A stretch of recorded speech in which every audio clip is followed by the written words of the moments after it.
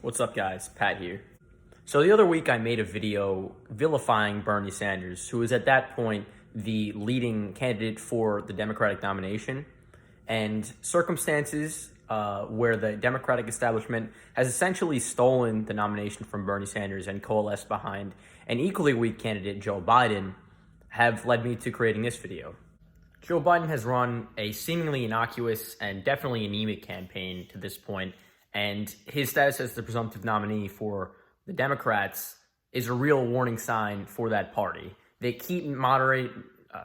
Joe Biden is certainly at the forefront of the ideological battle and the schism between the older, more centrist wing of the Democratic Party and the younger, progressive, revolutionary faction of the Democratic Party.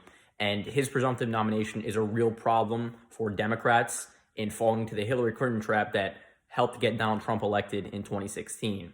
But let's look at the man who is presumed to run against Donald Trump in 2020 and examine his merits, his lack of merits, more like it, and all of the horrible foibles that make him a terrible candidate for the Democrats.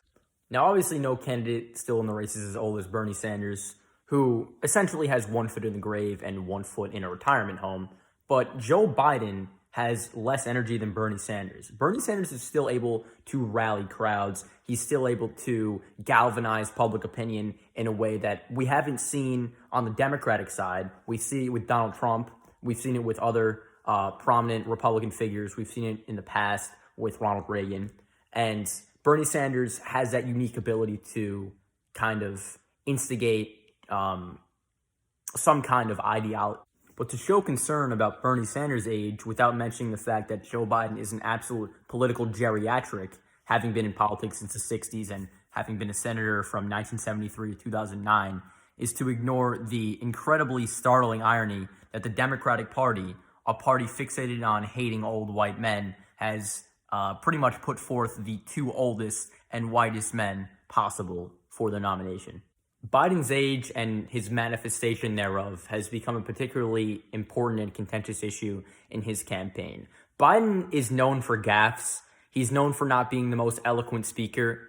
But I think watching Joe Biden on a macro social scale and in a political sense, he's never been in a bigger spotlight than he is today. I think watching him on this level really exposes his inefficacy in communication and the deterioration of his mental state. There's something not quite right with Joe Biden that you can't explain away just by a brusque personality or poor debate skills or an inability to relate to the common folk. There's something wrong with Joe Biden.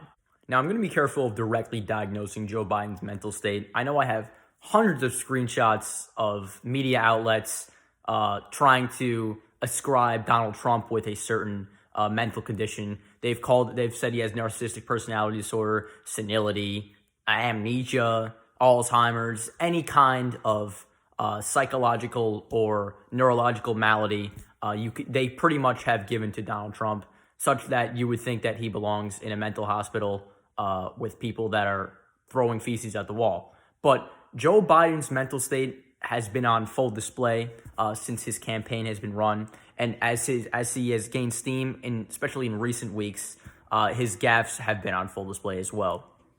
The fact that Joe Biden can essentially get away scot-free after calling a woman at a New Hampshire rally a lying dog-faced pony soldier not only shows you how horrendously biased the media is towards his campaign and the Democratic Party and the establishment as a whole, but really shows you how horribly anachronistic and living in the wrong era Joe Biden is. I believe that's a quote from a movie from like the 1950s that no one understood because the vast majority of people at that rally were probably under the age of 97. But Joe Biden is living in the 1970s. He has not updated his political positions or his political ideology since the 1970s. He's still fighting a battle for civil rights when that battle has been massively advanced. Joe Biden is too old to be president of the United States. He's only like 4 or 5 years older than the current president, Donald Trump, but his mental state has been on full display, and we'll examine that right now. say what you want about Donald Trump being too aggressive or confrontational, but Joe Biden has literally threatened to fight people at every juncture in his campaign. He's challenged 30-year-olds to push-up contests, said that he'll bring old men outside for a beating. The guy is taking strongman politics to the status of physically domineering people.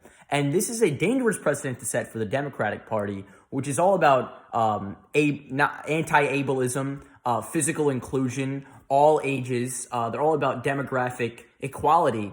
And Joe Biden is alienating so many people with everything he says. Every time he's challenged in any way, he threatens to physically harm people. And I'm very excited to see how he responds to Donald Trump throwing barbs at him in the debates coming general election season.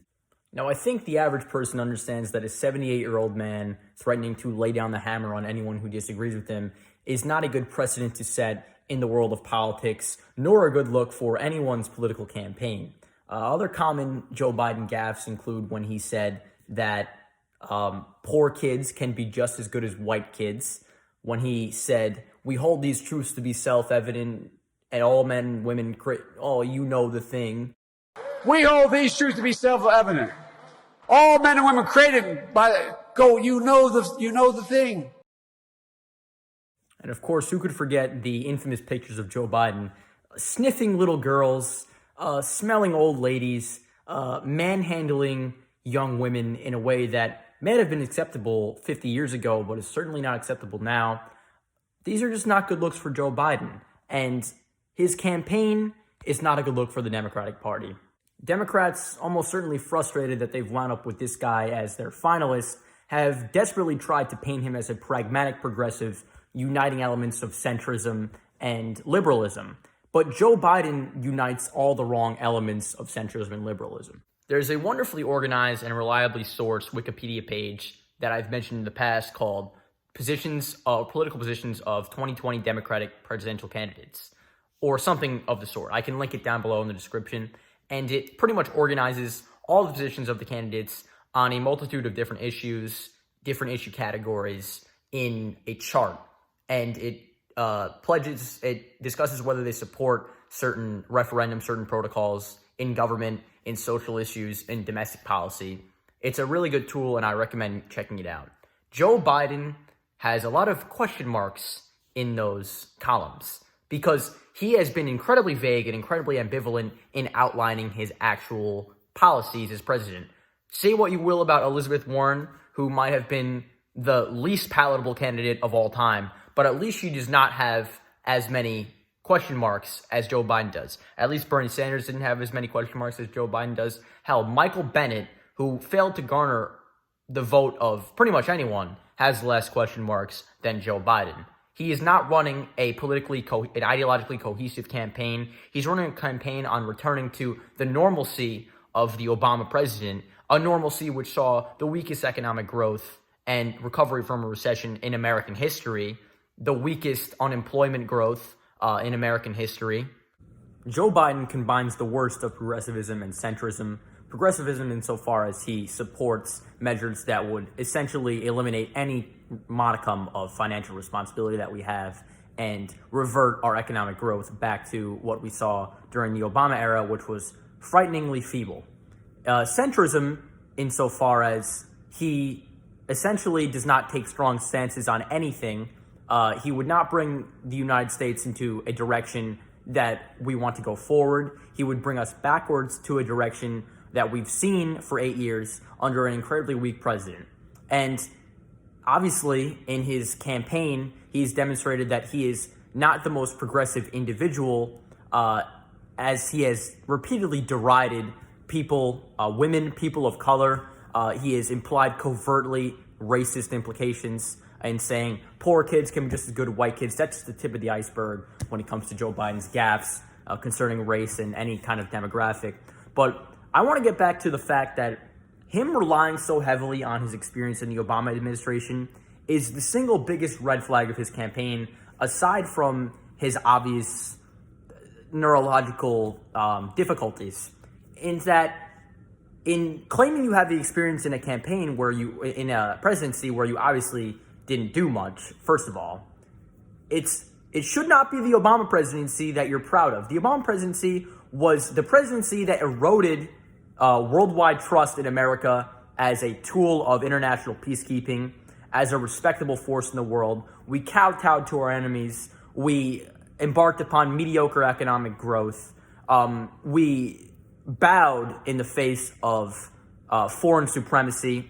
And it pretty much, the Obama administration did more to reverse American exceptionalism at home and abroad than any other administration in history. The Trump administration is fiercely patriotic, trying to elevate and aggrandize the United States' position in this world. And Joe Biden is advocating a return to an administration that greatly diminished our position in the world. That is the most dangerous implication of his candidacy, in my opinion.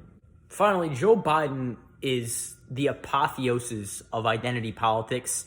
As an old, rich white man, he's trying desperately to run away from himself. He just claimed tonight at the Democratic debate, which is March 15th, that he's pledging to nominate a female as his running mate. Imagine if someone said, I pledge to have a male running mate as a male. The public outcry from that. How about choosing the most qualified individual, the individual most likely to unify the country and help to pass meaningful legislation for Americans, rather than relying on the identity of someone and the sex of someone as a political tool. He's shamelessly vied for the black vote, bragged about how he worked for a black president, how he got so much of the black vote. It's pretty much just identity politics at its worst. He doesn't really care about any of these groups, obviously, as he's demonstrated in the past. He has no concern for any of these people, and he'll work for no one as president of the United States. I urge anyone watching to go watch a compilation of Joe Biden gaffes. If you need a laugh, if you need a cry, if you need anything that elicits any kind of vehement emotion, go watch his compilation of gaffes. I personally think it's very funny and very scary that the Democrats are nominating this man as their presidential candidate. I am so looking forward to him seeing him debate Donald Trump in the debates. I think Trump will wipe the floor with him. I honestly cannot see any recourse for Joe Biden, especially because he's so deteriorated that I don't think that he can respond to just being lambasted one after the other. But you leave your comments down below. You leave your opinion of Joe Biden, whether you think he's a good candidate for the Democrats, whether you think he can beat Trump in a general election. The verdict is still out on that. But thank you for watching. And as always, leave a comment. Thank you.